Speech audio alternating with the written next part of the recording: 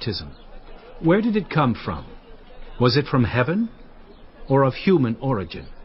They discussed it among themselves and said, "If we say from heaven, he will ask, 'Then why didn't you believe him?' But if we say of human origin, we are afraid of the people, for they all hold that John was a prophet." So they answered Jesus. "We don't know." Then he said, "Neither will I tell you by what authority I am doing these things. What do you think? There was a man who had 2 sons. He went to the first and said, 'Son, go and work today in the vineyard.' 'I will not,' he answered. But later he changed his mind and went. Then the father went to the other son and said the same thing. He answered, 'I will, sir.' But he did not go. Which of the 2 did what his father wanted?" "The first," they answered. Jesus said to them, "Truly I tell you, the tax collectors and the prostitutes are entering the kingdom of God ahead of you. For John came to you to show you the way of righteousness, and you did not believe him. But the tax collectors and the prostitutes did. And even after you saw this, you did not repent and believe him." Listen to another parable. There was a landowner who planted a vineyard. He put a wall around it, dug a wine press in it, and built a watchtower. Then he rented the vineyard to some farmers and moved to another place. When the harvest time approached, he sent his servants to the tenants to collect his fruit. The tenants seized his servants. They beat one, killed another, and stoned a third. Then he sent other servants to them, more than the first time, and the tenants treated them the same way. Last of all, he sent his son to them. "They will respect my son," he said. But when the tenants saw the son, they said to each other, "This is the heir. Come, let's kill him and take his inheritance." So they took him and threw him out of the vineyard and killed him.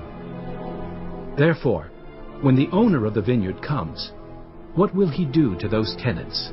"He will bring those wretches to a wretched end," they replied. "and he will rent the vineyard to other tenants, who will give him his share of the crop at harvest time." Jesus said to them, "Have you never read in the Scriptures, 'The stone the builders rejected has become the cornerstone'? The Lord tell you that the kingdom of God will be taken away from you and given to a people who will produce its fruit. Anyone who falls on this stone will be broken to pieces. Anyone on whom it falls will be crushed." When the chief priests and the Pharisees heard Jesus' parables, they knew he was talking about them. They looked for a way to arrest him, but they were afraid of the crowd, because the people held that he was a prophet. Chapter 22. Jesus spoke to them again in parables, saying, "The kingdom of heaven is like a king who prepared a wedding banquet for his son. He sent his servants to those who had been invited to the banquet to tell them to come, but they refused to come. Then he sent some more servants and said, 'Tell those who have been invited that I have prepared my dinner. My oxen and fattened cattle have been butchered, and everything is ready. Come to the wedding banquet.' But they paid no attention and went off, one to his field, another to his business. The rest seized his servants, mistreated them, and killed them. The king was enraged. He sent his army and destroyed those murderers and burned their city. Then he said to his servants, 'The wedding banquet is ready, but those I invited did not deserve to come. So go to the street corners and invite to the banquet anyone you find.' So the servants went out into the streets and gathered all the people they could find, the bad as well as the good, and the wedding hall was filled with guests. But when the king came in to see the guests, he noticed a man there who was not wearing wedding clothes. He asked, 'How did you get in here without wedding clothes, friend?' The man was speechless. Then the king told the attendants, 'Tie him hand and foot and throw him outside into the darkness, where there will be weeping and gnashing of teeth. For many are invited, but few are chosen.'" Then the Pharisees went out and laid plans to trap him in his words. They sent their disciples to him along with the Herodians. "Teacher," They said, "we know that you are a man of integrity, and that you teach the way of God in accordance with the truth. You aren't swayed by others because you pay no attention to who they are. Tell us then, what is your opinion? Is it right to pay the imperial tax to Caesar or not?" But Jesus, knowing their evil intent, said, You hypocrites! Why are you trying to trap me? Show me the coin used for paying the tax. They brought him a denarius, and he asked them, Whose image is this? And whose inscription? "Caesar's." They replied. Then he said to them, So give back to Caesar what is Caesar's, and to God what is God's. When they heard this, they were amazed. So they left him and went away. That same day the Sadducees, who say there is no resurrection, came to him with a question. Teacher, They said, Moses told us that if a man dies without having children, his brother must marry the widow and raise up offspring for him. Now, there were 7 brothers among us. The first one married and died, and since he had no children, he left his wife to his brother. The same thing happened to the second and third brother, right on down to the 7th. Finally, the woman died. Now then, at the resurrection, whose wife will she be of the 7, since all of them were married to her? Jesus replied, You are in error because you do not know the Scriptures or the power of God. At the resurrection, people will neither marry nor be given in marriage. They will be like the angels in heaven. But about the resurrection of the dead, have you not read what God said to you? I am the God of Abraham, the God of Isaac, and the God of Jacob. He is not the God of the dead, but of the living. When the crowds heard this, they were astonished at his teaching. Hearing that Jesus had silenced the Sadducees, the Pharisees got together. One of them, an expert in the law, tested him with this question. "Teacher, which is the greatest commandment in the law?" Jesus replied, Love the Lord your God with all your heart, and with all your soul, and with all your mind. This is the first and greatest commandment. And the second is like it. Love your neighbor as yourself. All the law and the prophets hang on these 2 commandments. While the Pharisees were gathered together, Jesus asked them, What do you think about the Messiah? Whose son is he? "The son of David." They replied. He said to them, How is it then that David, speaking by the Spirit, calls him Lord? For he says, The Lord said to my Lord, Sit at my right hand until I put your enemies under your feet. If then David calls him Lord, how can he be his son? No one could say a word in reply, and from that day on, no one dared to ask him any more questions. Chapter 23. Then Jesus said to the crowds and to his disciples, The teachers of the law and the Pharisees sit in Moses' seat. So you must be careful to do everything they tell you. But do not do what they do, for they do not practice what they preach. They tie up heavy, cumbersome loads and put them on other people's shoulders, but they themselves are not willing to lift a finger to move them. Everything they do is done for people to see. They make their phylacteries wide, and the tassels on their garments long. They love the place of honor at banquets and the most important seats in the synagogues. They love to be greeted with respect in the marketplaces and to be called Rabbi by others. But you are not to be called Rabbi, for you have one teacher, and you are all brothers. And do not call anyone on earth Father, for you have one Father, and he is in heaven. Nor are you to be called instructors, for you have one instructor, the Messiah. The greatest among you will be your servant. For those who exalt themselves will be humbled, and those who humble themselves will be exalted. Woe to you, teachers of the law and Pharisees, you hypocrites! You shut the door of the kingdom of heaven in people's faces. You yourselves do not enter, nor will you let those enter who are trying to. Woe to you, teachers of the law and Pharisees, you hypocrites! You travel over land and sea to win a single convert, and when you have succeeded, you make them twice as much a child of hell as you are. Woe to you, blind guides! You say, if anyone swears by the temple, it means nothing. But anyone who swears by the gold of the temple is bound by that oath. You blind fools! Which is greater, the gold or the temple that makes the gold sacred? You also say, if anyone swears by the altar, it means nothing. But anyone who swears by the gift on the altar is bound by that oath. You blind men! Which is greater, the gift or the altar that makes the gift sacred? Therefore, anyone who swears by the altar swears by it and by everything on it. And anyone who swears by the temple swears by it and by the one who dwells in it. And anyone who swears by heaven swears by God's throne and by the one who sits on it. Woe to you, teachers of the law and Pharisees, you hypocrites!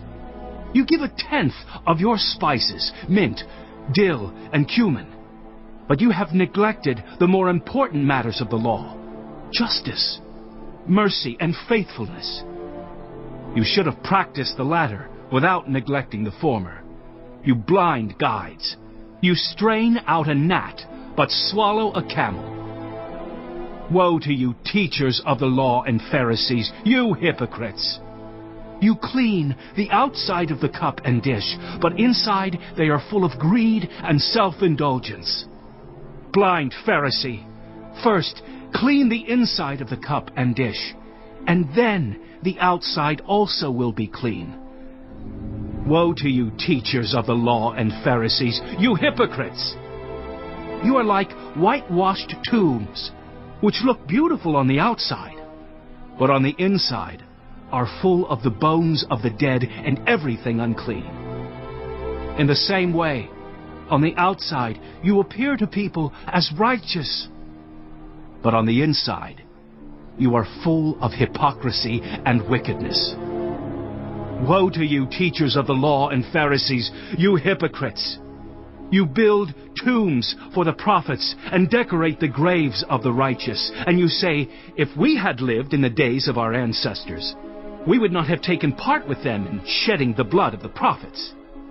So you testify against yourselves that you are the descendants of those who murdered the prophets. Go ahead then, and complete what your ancestors started. You snakes, you brood of vipers! How will you escape being condemned to hell? Therefore I am sending you prophets and sages and teachers. Some of them you will kill and crucify. Others you will flog in your synagogues and pursue from town to town. And so upon you will come all the righteous blood that has been shed on earth, from the blood of righteous Abel to the blood of Zechariah, son of Berechiah, whom you murdered between the temple and the altar. Truly I tell you, all this will come on this generation. Jerusalem, Jerusalem, you who kill the prophets and stone those sent to you. How often I have longed to gather your children together, as a hen gathers her chicks under her wings, and you were not willing. Look, your house is left to you desolate. For I tell you, you will not see me again until you say, blessed is he who comes in the name of the Lord. Chapter 24. Jesus left the temple and was walking away when his disciples came up to him to call his attention to its buildings. Do you see all these things? He asked. Truly I tell you, not one stone here will be left on another. Every one will be thrown down. As Jesus was sitting on the Mount of Olives, the disciples came to him privately. Tell us, they said, when will this happen, and what will be the sign of your coming and of the end of the age? Jesus answered, Watch out that no one deceives you. For many will come in my name, claiming, I am the Messiah, and will deceive many. You will hear of wars and rumors of wars, but see to it that you are not alarmed. Such things must happen, but the end is still to come. Nation will rise against nation, and kingdom against kingdom. There will be famines and earthquakes in various places. All these are the beginning of birth pains. Then you will be handed over to be persecuted and put to death, and you will be hated by all nations because of me.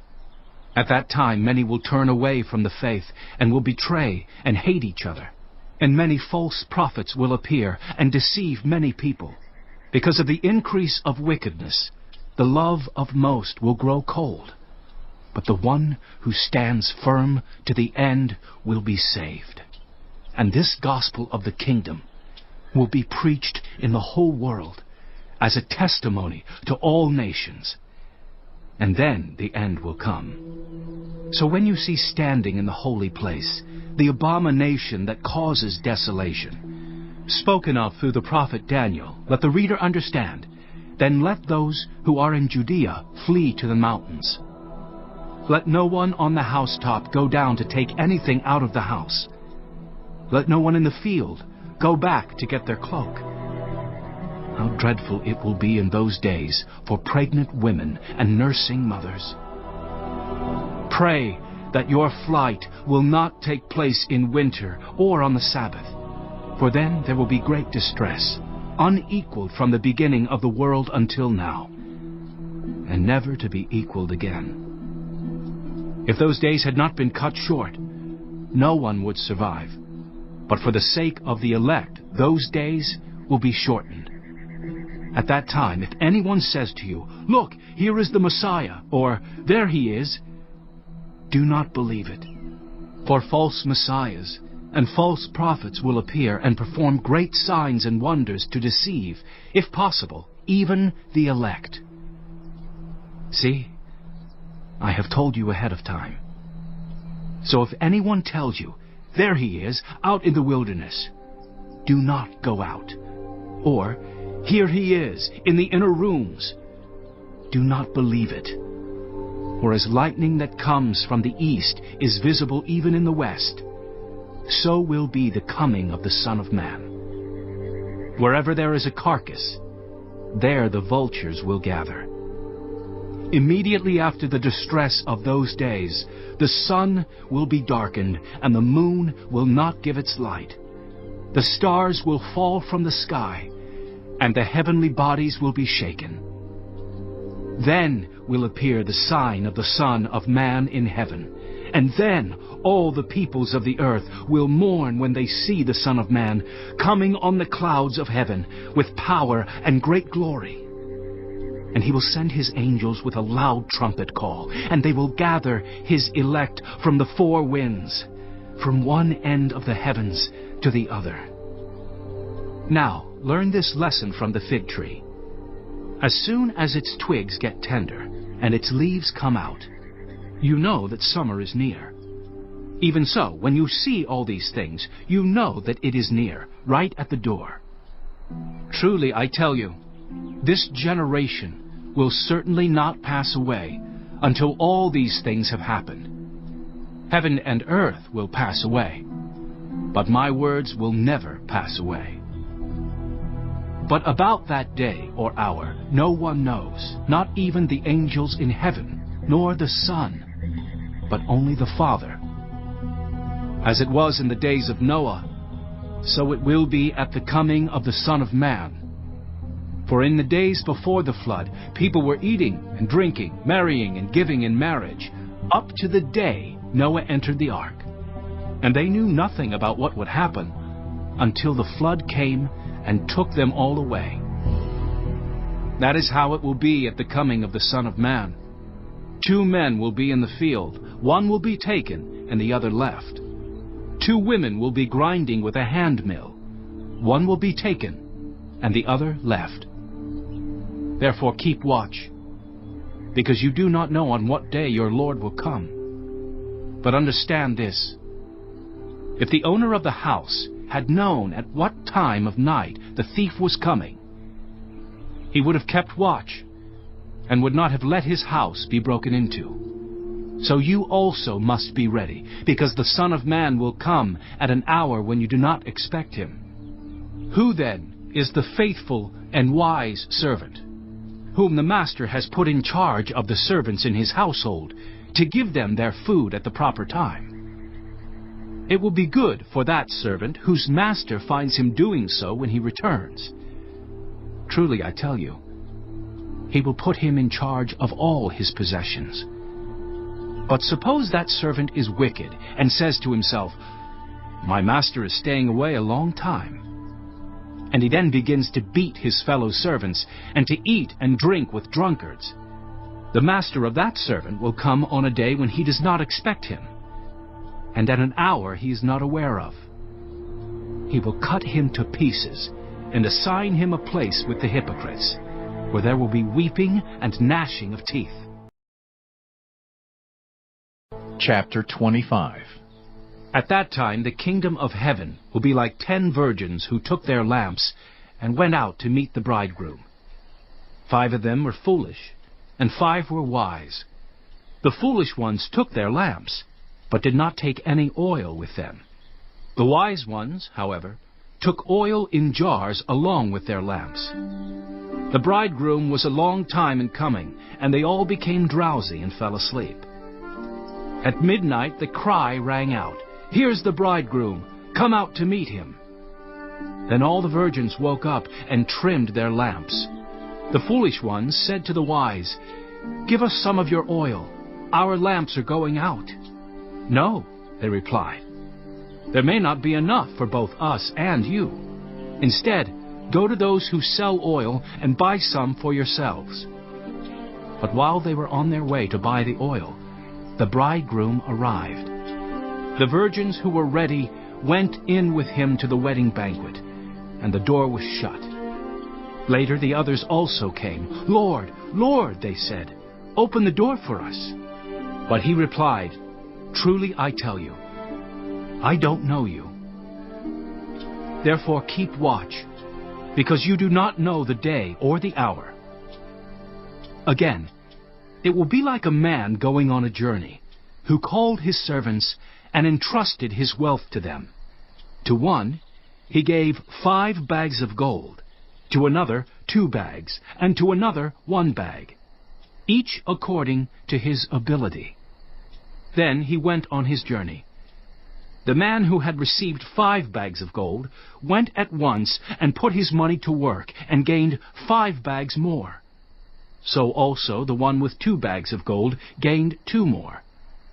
But the man who had received 1 bag went off, dug a hole in the ground, and hid his master's money. After a long time the master of those servants returned and settled accounts with them. The man who had received 5 bags of gold brought the other 5. "Master," he said, "you entrusted me with 5 bags of gold. See, I have gained 5 more." His master replied, "Well done, good and faithful servant. You have been faithful with a few things. I will put you in charge of many things. Come and share your master's happiness." The man with 2 bags of gold also came. "Master," he said, "you entrusted me with 2 bags of gold. See, I have gained 2 more." His master replied, "Well done, good and faithful servant. You have been faithful with a few things. I will put you in charge of many things. Come and share your master's happiness." Then the man who had received 1 bag of gold came.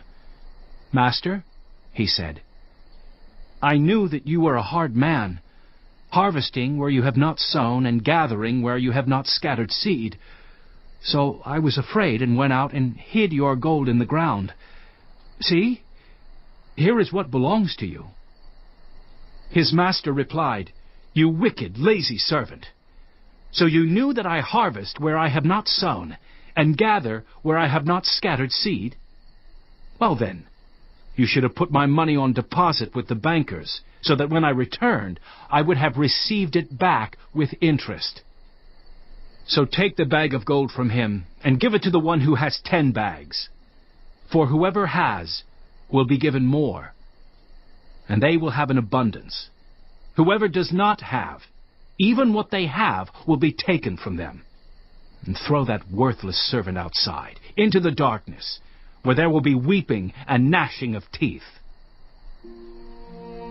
When the Son of Man comes in his glory, and all the angels with him, he will sit on his glorious throne. All the nations will be gathered before him, and he will separate the people one from another, as a shepherd separates the sheep from the goats. He will put the sheep on his right, and the goats on his left. Then the king will say to those on his right, "Come, you who are blessed by my Father. Take your inheritance, the kingdom prepared for you since the creation of the world. For I was hungry, and you gave me something to eat. I was thirsty, and you gave me something to drink. I was a stranger, and you invited me in. I needed clothes, and you clothed me. I was sick, and you looked after me. I was in prison, and you came to visit me." Then the righteous will answer him, "Lord, when did we see you hungry and feed you, or thirsty and give you something to drink? When did we see you a stranger and invite you in, or needing clothes and clothe you? When did we see you sick or in prison and go to visit you?" The king will reply, "Truly I tell you, whatever you did for one of the least of these brothers and sisters of mine, you did for me." Then he will say to those on his left, "Depart from me, you who are cursed, into the eternal fire, prepared for the devil and his angels. For I was hungry, and you gave me nothing to eat. I was thirsty, and you gave me nothing to drink. I was a stranger, and you did not invite me in. I needed clothes, and you did not clothe me. I was sick and in prison, and you did not look after me." They also will answer, "Lord, when did we see you hungry, or thirsty, or a stranger, or needing clothes, or sick, or in prison, and did not help you?" He will reply, "Truly I tell you, whatever you did not do for one of the least of these, you did not do for me." Then they will go away to eternal punishment, but the righteous to eternal life. Chapter 26.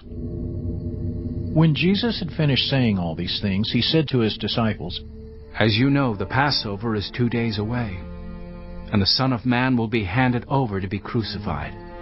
Then the chief priests and the elders of the people assembled in the palace of the high priest, whose name was Caiaphas. And they schemed to arrest Jesus secretly and kill him. "But not during the festival," they said, "or there may be a riot among the people."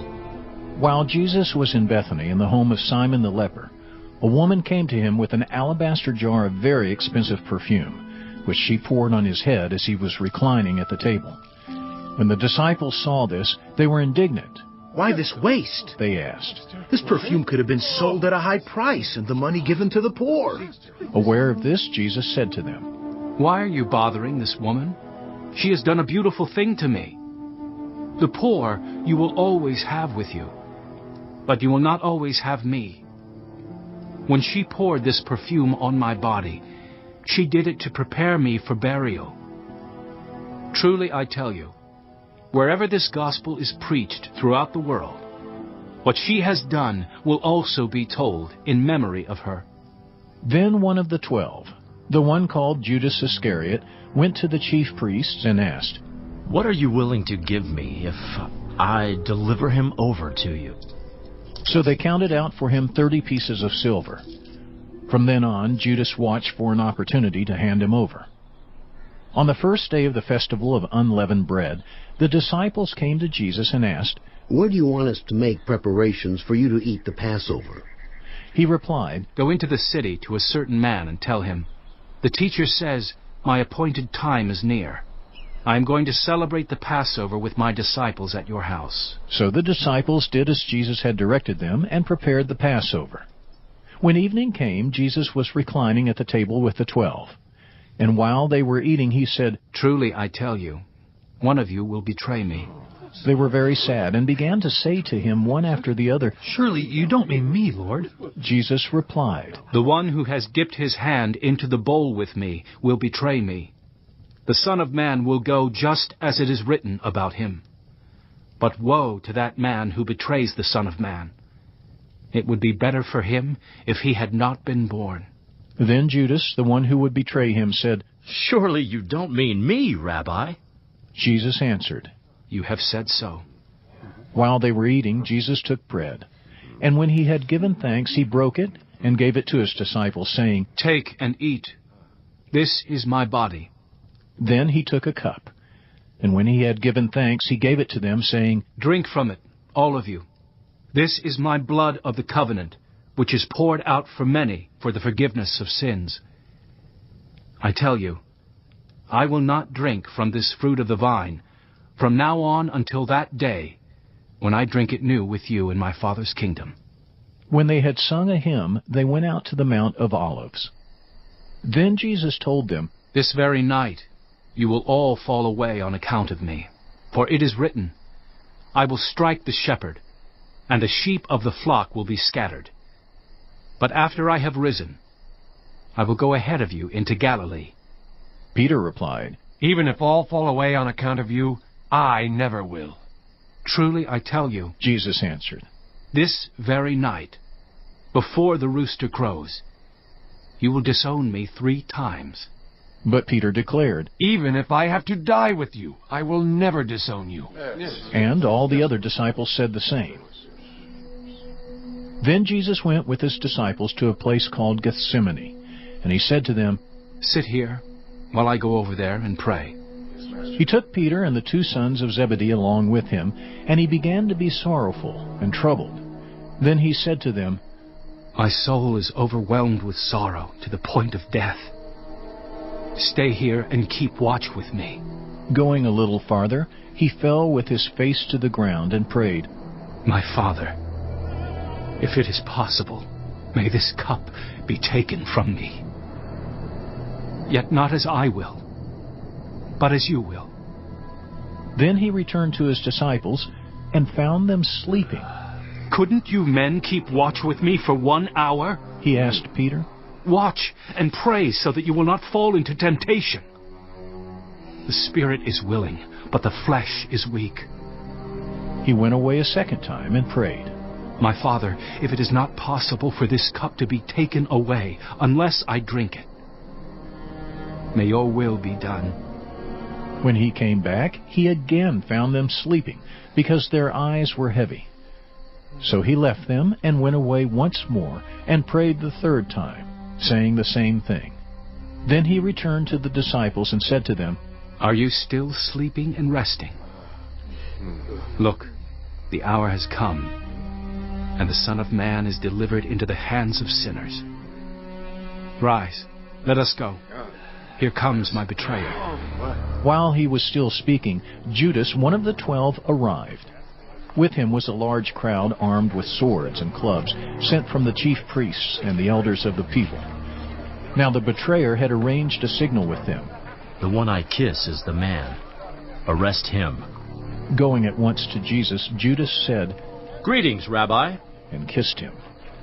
Jesus replied, "Do what you came for, friend." Then the men stepped forward, seized Jesus, and arrested him. With that, one of Jesus' companions reached for his sword, drew it out, and struck the servant of the high priest, cutting off his ear. "Put your sword back in its place," Jesus said to him. "for all who draw the sword will die by the sword. Do you think I cannot call on my Father, and he will at once put at my disposal more than 12 legions of angels? But how then would the Scriptures be fulfilled that say, it must happen in this way?" In that hour Jesus said to the crowd, Am I leading a rebellion, that you have come out with swords and clubs to capture me? Every day I sat in the temple courts teaching, and you did not arrest me. But this has all taken place, that the writings of the prophets might be fulfilled. Then all the disciples deserted him and fled. Those who had arrested Jesus took him to Caiaphas, the high priest. where the teachers of the law and the elders had assembled. But Peter followed him at a distance, right up to the courtyard of the high priest. He entered and sat down with the guards to see the outcome. The chief priests and the whole Sanhedrin were looking for false evidence against Jesus so that they could put him to death.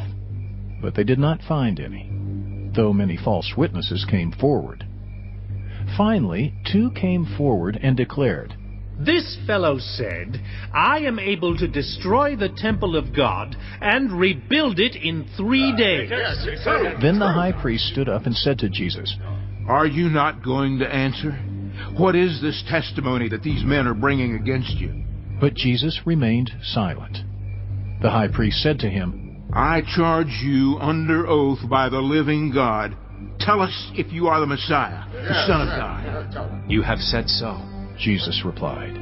But I say to all of you, from now on, you will see the Son of Man sitting at the right hand of the Mighty One and coming on the clouds of heaven. Then the high priest tore his clothes and said, "He has spoken blasphemy. Why do we need any more witnesses? Look, now you have heard the blasphemy. What do you think?" He is worthy of death. They answered. Then they spit in his face and struck him with their fists. Others slapped him and said, "Prophesy to us, Messiah. Who hit you?"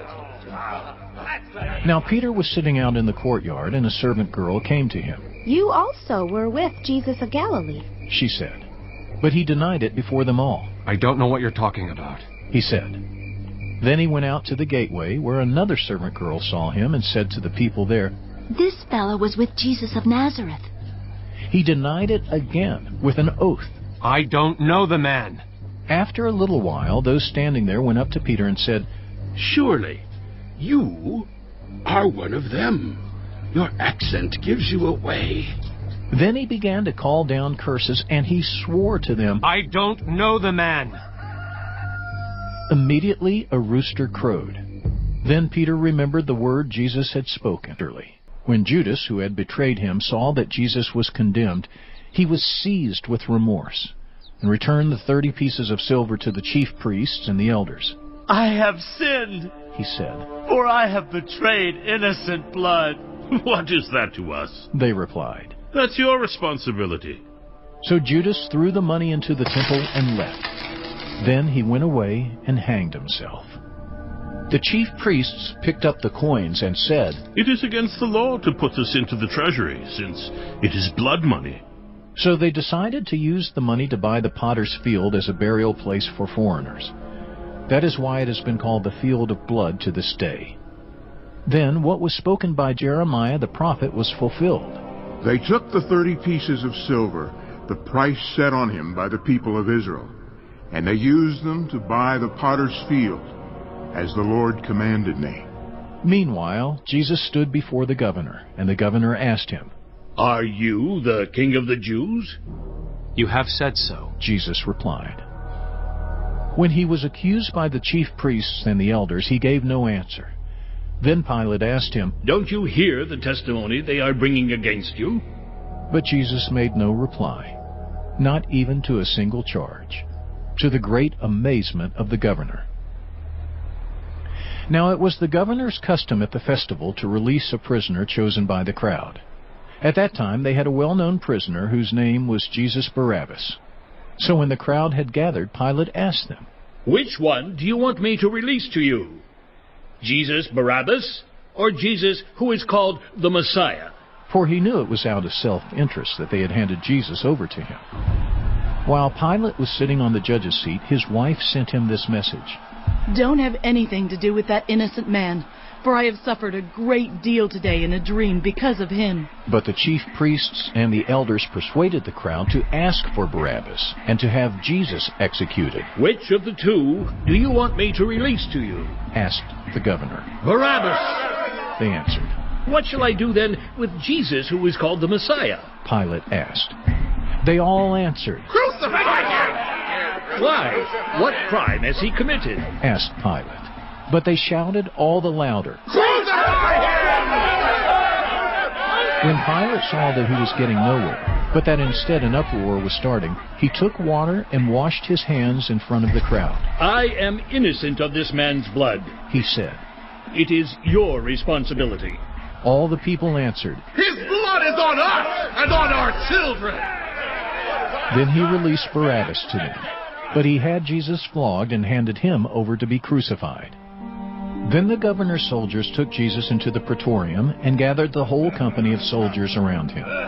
They stripped him and put a scarlet robe on him, and then twisted together a crown of thorns and set it on his head. They put a staff in his right hand. Then they knelt in front of him and mocked him. Hail, King of the Jews! They said. They spit on him and took the staff and struck him on the head again and again. After they had mocked him, they took off the robe and put his own clothes on him. Then they led him away to crucify him. As they were going out, they met a man from Cyrene named Simon, and they forced him to carry the cross. They came to a place called Golgotha, which means the place of the skull. There they offered Jesus wine to drink, mixed with gall. But after tasting it, he refused to drink it. When they had crucified him, they divided up his clothes by casting lots, and sitting down they kept watch over him there. Above his head they placed the written charge against him. This is Jesus, the King of the Jews. 2 rebels were crucified with him, one on his right and one on his left. Those who passed by hurled insults at him, shaking their heads and saying, You, and we will believe in him. He trusts in God. Let God rescue him now if he wants him. For he said, I am the Son of God. In the same way,